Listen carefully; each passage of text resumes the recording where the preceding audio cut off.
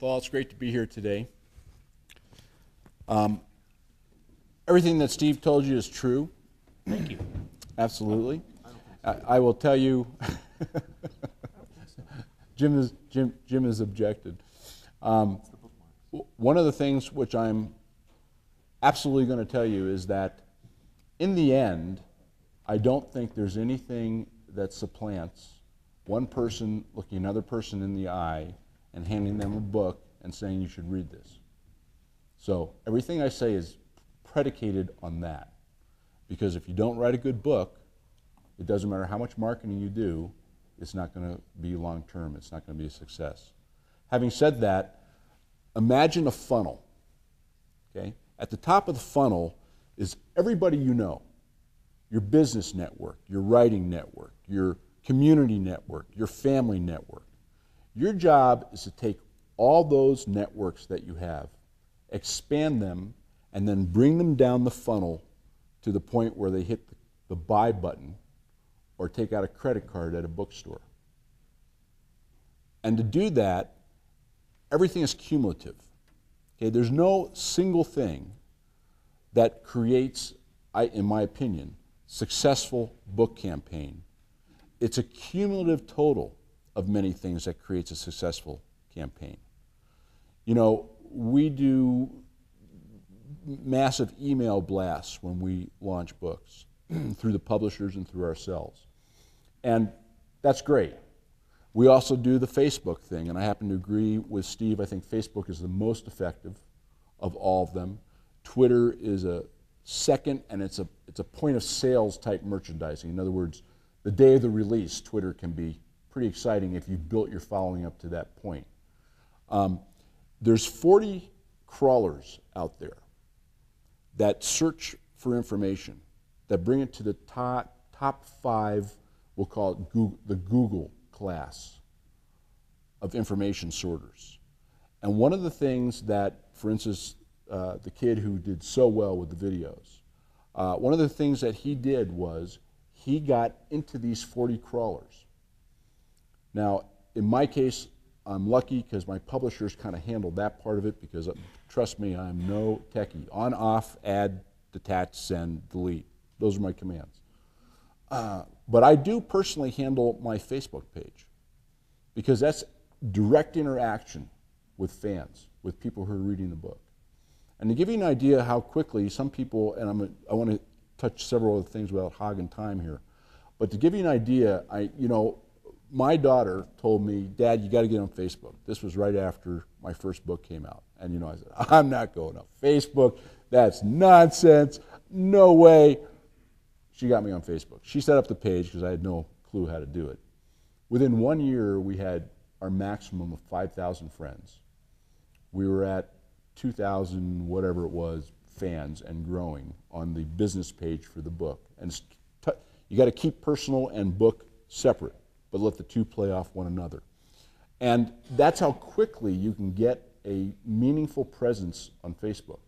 And to give you an idea of the multiplier effect, remember the funnel. You're trying to expand the top of the funnel and bring all those people down to your book. When you put a post on your personal page, let's say, which can, kind of cleverly talk about the book or drive them to your book page, and you have 5,000 friends, and each one of them, let's just for round numbers, has 2,000 friends, you just reached 10 million people with one click of the button. That's a lot of people. You don't need a big conversion rate to sell some books. I mean, 1/10 of 1% sells a lot of books. The next thing that you need to do is you need to use what I call your sphere of influence. That's your community, it's your family, it's your people in your writing circles, and bring them into the fold. I mean, you help them when they're doing their book stuff, and they help you when you're doing your book stuff. And although the reach is nowhere near what social media and some of these other mediums are, much higher conversion rate. We keep track of this stuff, and we have what we call POI mailings. We have about 200 really avid readers of these books, and it keeps going up with every book. And when I say avid, I mean they post reviews and they always send emails. I mean, they're into it. And we pick those 200 because they write well, and they have some. I mean, you have to sort them out. But those 200 people we give free books to so that they mail to their lists. It's kind of a form letter, the POI letter we call it. It's short, it's simple, has a nice little picture of the book when the launch is coming up. They send that out to their list, and you know, that's coming from a friend to a friend. Remember the premise? Somebody standing there saying you should read this book? This is the electronic analogy of that premise. It's a friend telling a friend you should buy this book, but via email. And the conversion rate on that is over 50%. It's a huge conversion rate. So that's something that you should build up, you know, you should build on. Okay, the last item in the funnel, if you were, is your work groups, your community groups. Obviously, if you're a member of a church, let's say, if you're a member of the Rotary, the Lions, you know, whatever it happens to be within your community, don't be afraid to go to that group and ask them for help promoting your book, particularly if it's a book, you know, that folks there are going to like. They'll step up and they'll help you. And you can get them into your, what I call the POI fold, and once again, you have people in your community that will go out and promote your book for you. And that is very powerful. In the little town where our ranches are southwest of Douglas, Wyoming, the little bookstore there, the Whistle Stop, this is a town of, about 4,200 people. Okay, it sold 700 of the second novel in this series since April 17th. And that is all community talk that we generated using what I call the POI concept. So if you can take all these things, you've created a platform. And your next step is, once you have your platform, to go to the next level. And the next level is media. And media, by the way, by media I mean TV, radio, etc. Media starts getting your word out to people who don't know you. You've started with people who do know you, even if it's attenuated, like a friend you've never met and never corresponded with on Facebook. When you start getting into media, you start reaching people that you've never seen, that you will never see. And that can start expanding your market too. I can tell you that I track sales very closely, and when I do a radio show in a regional or major metro market, you can see the spike in sales over the next 48 hours. I mean, it's as clear as a bell. And I try and do 100 radio gigs a year. This year I'll do about 160, and I try and do 3 TV gigs a month. I mean, that's how critical it is, and it's absolutely, I can't tell you how important it is to bring more people into the funnel of those you know, even if attenuated or a best friend. So don't be afraid to go out with media. I know a lot of folks don't like to be in front of a camera. They don't like to talk on the radio. I went so far as to start my own radio show. So I'm on AM radio, I'm on Web Talk Radio. I have about 100,000 people a week that listen to me and growing. And guess what? At least once during that show, I'm talking about one of my books. And I'm tying it some way or shape or form into the deal.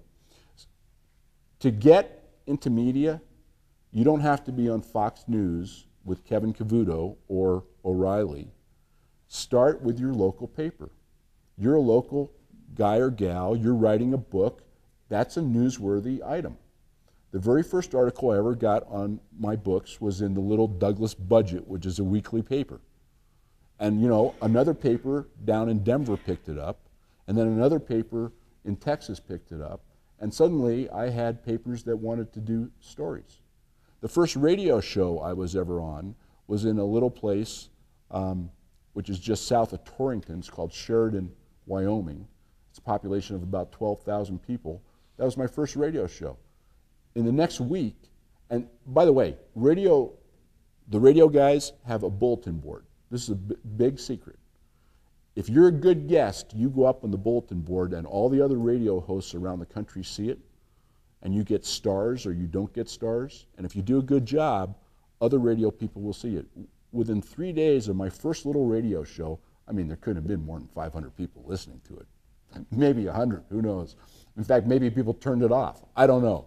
The bottom line is that I had 7 requests for radio interviews within the 5 days after that first one. So that's all it takes to get started. Go to your local paper, go to your local radio station, even if it's a 3-minute little segment, and guess what?